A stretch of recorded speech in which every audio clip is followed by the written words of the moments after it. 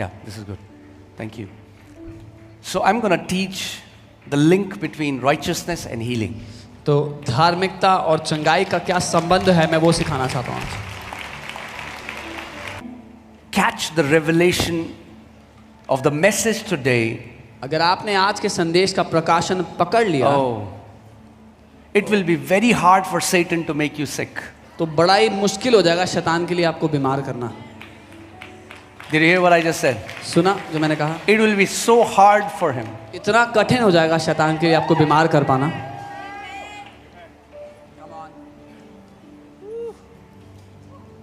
Are you ready? तैयार हो? Galatians chapter 2 verses 21. गलातियों 4 उसका 21। 2. 2:21. 2 का 21। I do not frustrate the grace of God. For if righteousness comes by the law, then Christ is dead in vain. मैं परमेश्वर के अनुग्रह को व्यर्थ नहीं ठहराता, क्योंकि यदि व्यवस्था के द्वारा धार्मिकता होती तो मसीह का मरना व्यर्थ होता। I do not frustrate the grace of God. मैं परमेश्वर के अनुग्रह को जाया नहीं करता, उसको व्यर्थ नहीं करता। Paulus, Apostle Paul, Paulus प्रेरित, वो कहते हैं मैं जो हूं, I am what I am because of the grace of God. पौलुस प्रेरित कहते हैं मैं जो कुछ हूं वो परमेश्वर के अनुग्रह के कारण हूं। Okay? अगर अनुग्रह की बहुतायत में आप जीने लग गए, If you started to live in the abundance of grace, you will walk as victorious champions. आप जयवंत योद्धाओं की तरह जियोगे।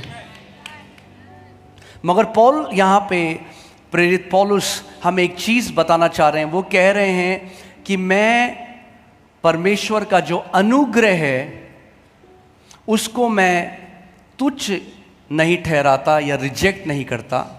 But Paul the apostle is saying, I do not frustrate or I do not reject the grace of God. ये जो शब्द है frustrate, ये शब्द आता है एथिटियो से। अगर team put that. The word frustrate comes from the Greek word athitio.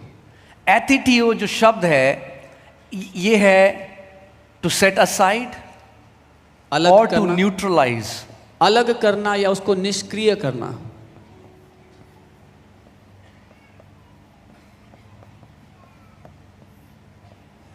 Neutralise करने का मतलब कि वो आपके जीवन में कार्य नहीं करेगा। To neutralize means it will not work in your life.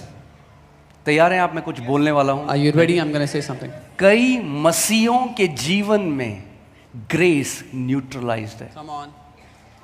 The grace of God is neutralized in the lives of some believers. इसीलिए कोई जय नहीं, That's why कोई there's no victory नहीं, no victory, शांति नहीं। no peace. Paul says, I do not frustrate, I do not neutralize, I do not reject the grace of God.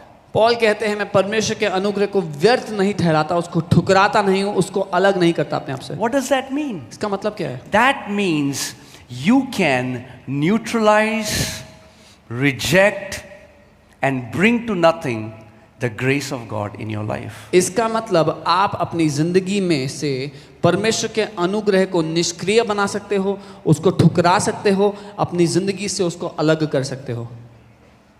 And when is grace neutralized in your life? और अनुग्रह कब आपकी जिंदगी में काम करना बंद करता है? न्यूट्रलाइज का मतलब है, अगर आप मॉडर्न भाषा में समझेंगे, न्यूट्रलाइज का मतलब करना कि उसका जो प्रभाव आपके जीवन में होना था वो प्रभाव अब नहीं होगा।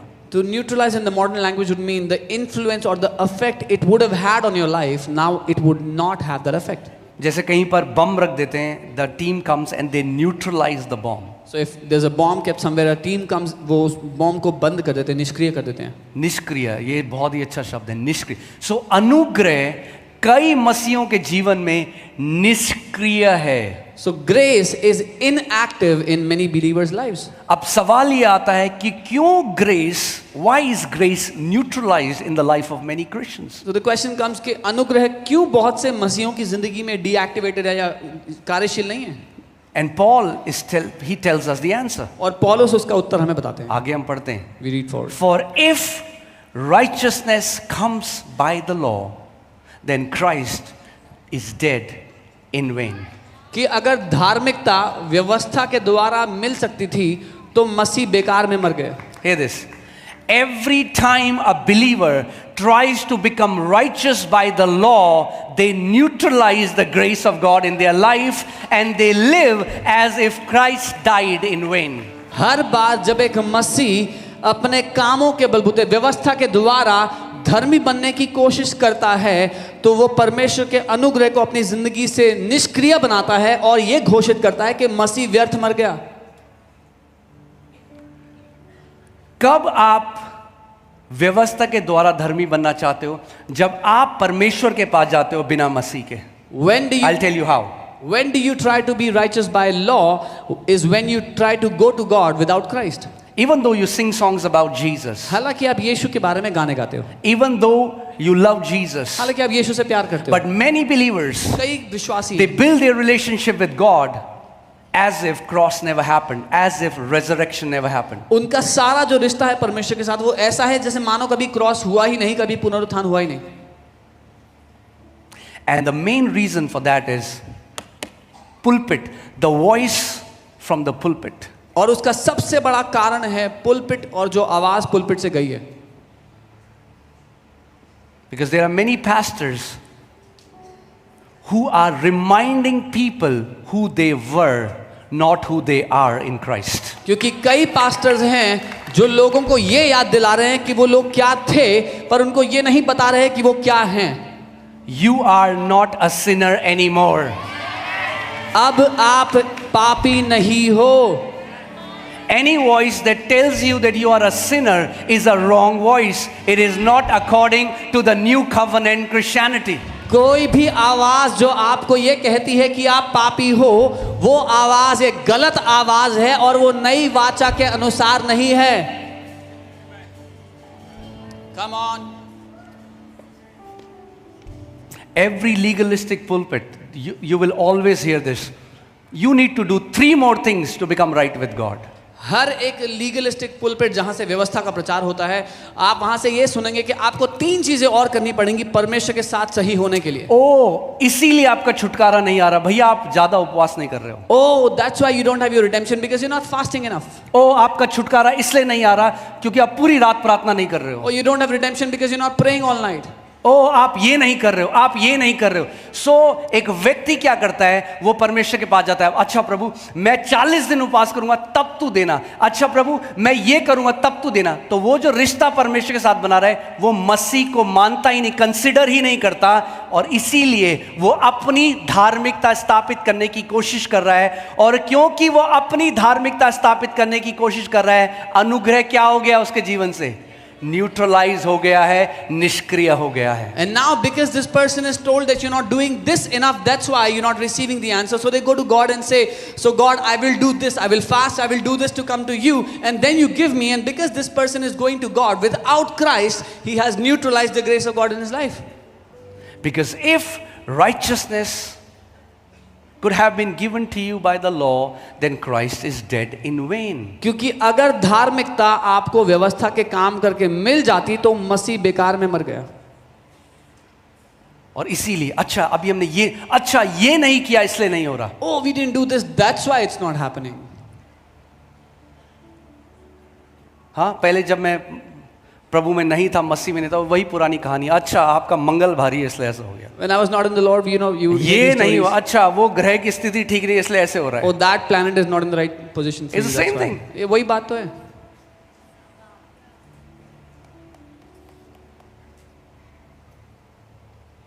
Today आज I walk in victory. मैं जय में चलता हूँ, Not because of what I have done, इसलिए नहीं कि मैंने क्या किया है, but because of what my Jesus has done. लेकिन इसलिए कि मेरे यीशु ने क्या किया है। Amen. Amen. He shared his victory with his family. उसने अपनी जय अपने परिवार को दे दी, उनके साथ साझा कर ली।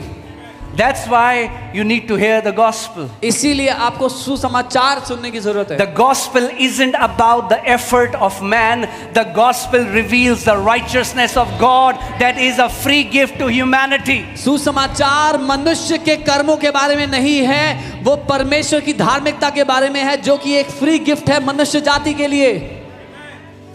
That's why the Bible says, Paul says in Romans 1:16-17, he says, I'm not ashamed of the gospel of God, for it is the power of God unto salvation. पौलुस कहता है मैं सुसमाचार से लज्जित नहीं होता, क्योंकि वो परमेश्वर का सामर्थ्य है उद्धार के प्रति। Because for in it, in the gospel, क्योंकि सुसमाचार में righteousness of God is revealed. परमेश्वर की धार्मिकता प्रकट हो जाती है। Hear this. सुनिए, Are you ready? तैयार हो? कई लोग कहेंगे ये जिस सुसमाचार में धार्मिकता रिवील नहीं होती परमेश्वर की, वो असली में सुसमाचार का मैसेज है ही नहीं। Any gospel that does not reveal the righteousness of God is not at all any gospel. It's a sermon of a religious spirit वो एक धार्मिक आत्मा के बारे में that प्रचार है, tells you you are not enough. जो आपको ये बताती है कि तुम काफी नहीं So हो। if you add this to your works, maybe then God will accept you. तो अगर अपने कर्मों में ये जोड़ लोगे तब शायद परमेश्वर तुम्हें You are ग्रहण not करेगा। right with God because you haven't done this. So do 3 more things and then on Saturday do 7 more things. Then maybe you will get right with God. तुम परमेश्वर के सामने सही नहीं हो, तो ये 3 चीजें कर लो तो शायद हो जाओगे, फिर शनिवार को ये 7 चीजें और जोड़ लेना, तब शायद वो तुम्हें ग्रहण कर लेगा। We cannot be right with God with our works. हम परमेश्वर के साथ सही नहीं हो सकते अपने कर्मों के बलबूते। We became right with God because of the sacrifice of Jesus. लेकिन यीशु के बलिदान की वजह से हम परमेश्वर के साथ सही हो चुके And हैं। this righteousness, और ये धार्मिकता, this right standing before God ये परमेश्वर के सामने सही is a स्थान free gift. एक फ्री गिफ्ट है। Free gift. फ्री गिफ्ट है। Amen. Amen. So do not frustrate the grace of God. इसलिए परमेश्वर के अनुग्रह को निष्क्रिय मत करो। Put Romans 5:17. Romi 5:17। Hear this. Why am I telling you this? सुनो, मैं क्यों बता रहा हूँ ये?